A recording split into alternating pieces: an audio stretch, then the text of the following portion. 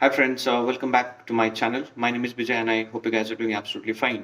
आप लोगों ने थंबनेल से जान ही लिया होगा कि किस बारे में बात करूंगा मैं आज। तो कल से ये न्यूज़ बहुत ही ज़्यादा आ रहा है हर जगह that Infosys has laid a lot of people from their Mysore training center. ठीक है।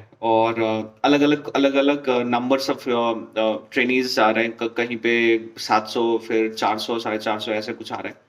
तो अभी के प्रेजेंट के टाइम में क्या नंबर है और कंपनी के तरफ से क्या जस्टिफिकेशन दिया जा रहा है और जो जो अफेक्टेड पीपल है जो ट्रेनीज हु गॉट टर्मिनेटेड उनका क्या एलिगेशन है और क्या बेसिकली क्या सिचुएशन है, ये सारी चीजें फैक्ट के बारे में बात करूंगा और ये सारी चीजें इस वीडियो में बात करूंगा। तो do check this video till the end end yes, और वीडियो को आगे बढ़ाने से पहले do consider subscribing this channel as well.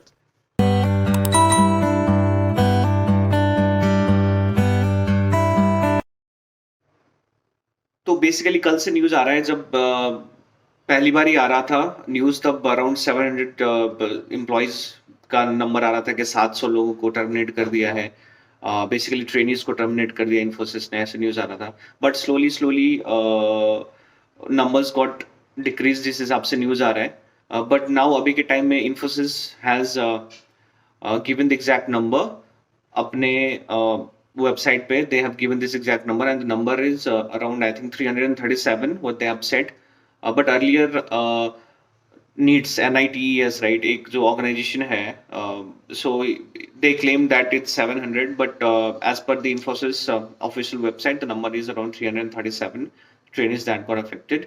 और उसमें से बेसिकली मतलब तकरीबन 50% of trainees who got affected were the 2022 pass out.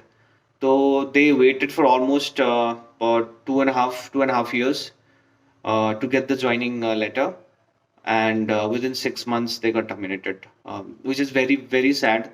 और अब इन्फोसिस के तरफ से ऑफिशियली ये बोला जा रहा है कि दे हैव दिस प्रोसेस कि जहाँ पे आपको एक टेस्ट है जो मैक्सिमम 3 अटेम्प्ट्स में आपको क्लियर करना पड़ेगा और those who got affected could not clear the test.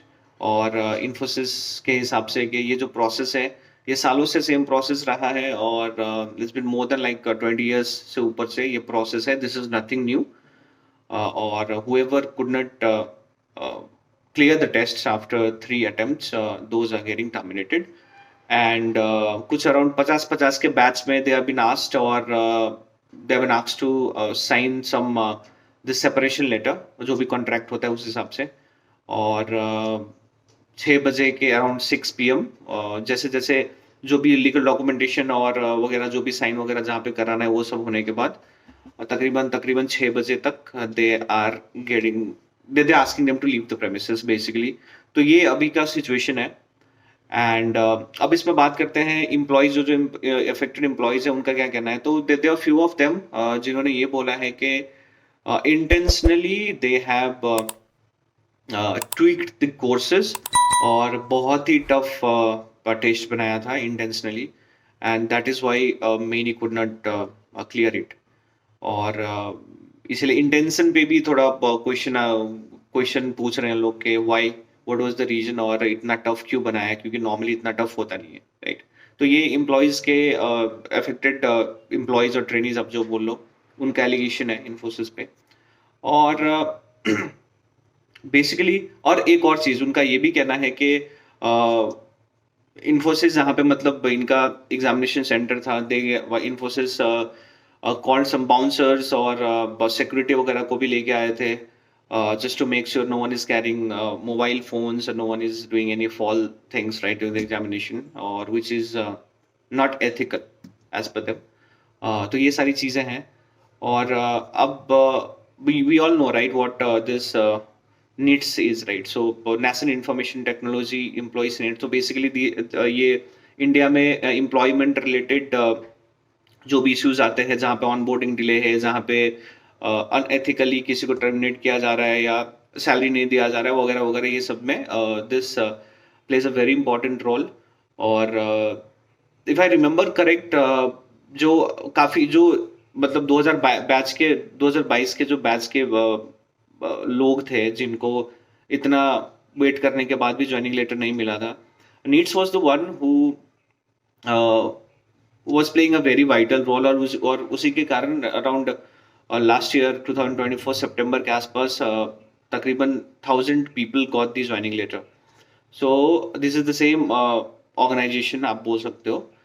तो now they are planning to file an official complaint against this to Ministry of Labor and Employment, और फिर ये बोल के कि this action is absolutely unethical और intervene करना चाहिए एज सुन एज पॉसिबल. ठीक है, तो ये तो बेसिकली सिचुएशन की बात हो गई कि कंपनी की तरफ से क्या पॉइंट ऑफ व्यू है, एम्प्लॉयज की तरफ से क्या पॉइंट ऑफ व्यू है. अब बेसिकली मेरा मानना इसमें यह है कि सबसे पहले तो डेफिनेटली जो न्यूज़ आ रहा है दैट इज़ वेरी सैड. अगर आप मतलब बेसिकली चलो जो अफेक्टेड है, मान लो कोई 2023 पास आउट, 24 पास आउट है, दैट इज फाइन. लेकिन मान लो अगर 2022 के पास आउट है, they waited for around 3 years, right. आप तकरीबन 3 साल के बाद उसको प्रोसेस में लेके आ रहे हो, और फिर at the end of the day within 6 months you guys are terminating it, which absolutely मतलब सुन के ही बड़ा डिमोरलाइजिंग और सैड सा सिचुएशन लगता है, और जो होना नहीं चाहिए. ठीक है, अब मेरा ओपिनियन इसमें यह है, अभी तक जैसे न्यूज आ रहा है, आई डोंट नो और क्या क्या डिटेल्स आएंगी, जैसे जैसे आता है I will definitely update you guys as well.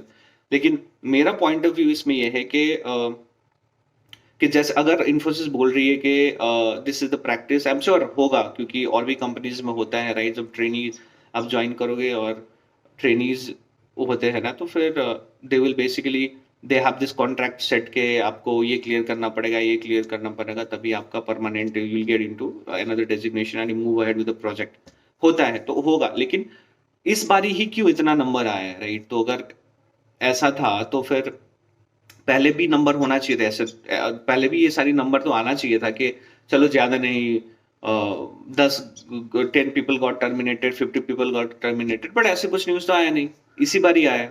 और अब जब इस बार ये न्यूज आ रहा है, then what does that mean कि आपने जिन लोगों को हायर किया था, मैं पर्टिकुलरली 2022 पास आउट की बात कर रहा हूँ, आप लोगों ने जिन लोगों को हायर किया था, क्या वो कैपेबल नहीं थे? ठीक है, इसका मतलब तो यही है कि आपने कैपेबल लोगों को हायर नहीं किया. और अगर ये करेक्ट है तो फिर आपको अपने हायरिंग प्रोसेस पे भी ध्यान देना पड़ेगा. ठीक है, ऐसे तो नहीं हो सकता कि आपने इंटेंशनली कुछ अनकैपेबल लोगों को हायर किया होगा, राइट. और जो लोग 2-2.5 साल वेट करके इन्फोसिस ज्वाइन कर रहे थे, आई एम श्योर वो 100% नहीं, they would be giving 200%, 300% of their effort, right, to clear the test and move ahead in their career.